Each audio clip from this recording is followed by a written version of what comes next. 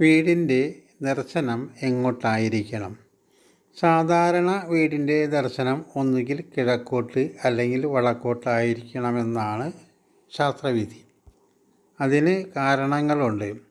കിഴക്കോട്ട് മുഖമുള്ള ഗ്രഹം ഉത്തമോത്തരം ഐശ്വര്യം പ്രാപിക്കുമെന്നാണ് പറയാറ്.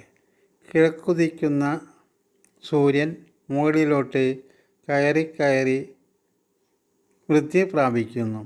അതനുസരിച്ച് വെളിച്ചവും കൂടുന്നു. അതുപോലെ കിഴക്ക് ദർശനമുള്ള ഗ്രഹം സൂര്യനെ പോലെ ഉയർന്നു പൊങ്ങും.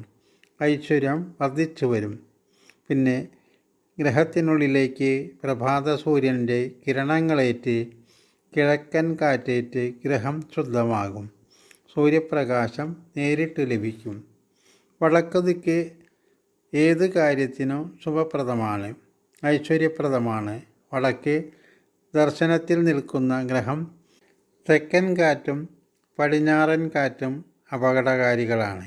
ആ കാറ്റ് നേരിട്ട് ഗ്രഹത്തിലേക്കെത്തിയാൽ ചിലപ്പോൾ വീടിനെ തന്നെ പറത്തിക്കളയാൻ ഇടയായേക്കും.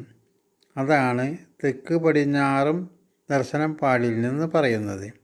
കിഴക്കു ദർശനമാണെങ്കിൽ പടിഞ്ഞാറ് ഭാഗത്തും വടക്ക് ദർശനമാണെങ്കിൽ തെക്ക് ഭാഗവും താഴ്ത്തിക്കെട്ടും.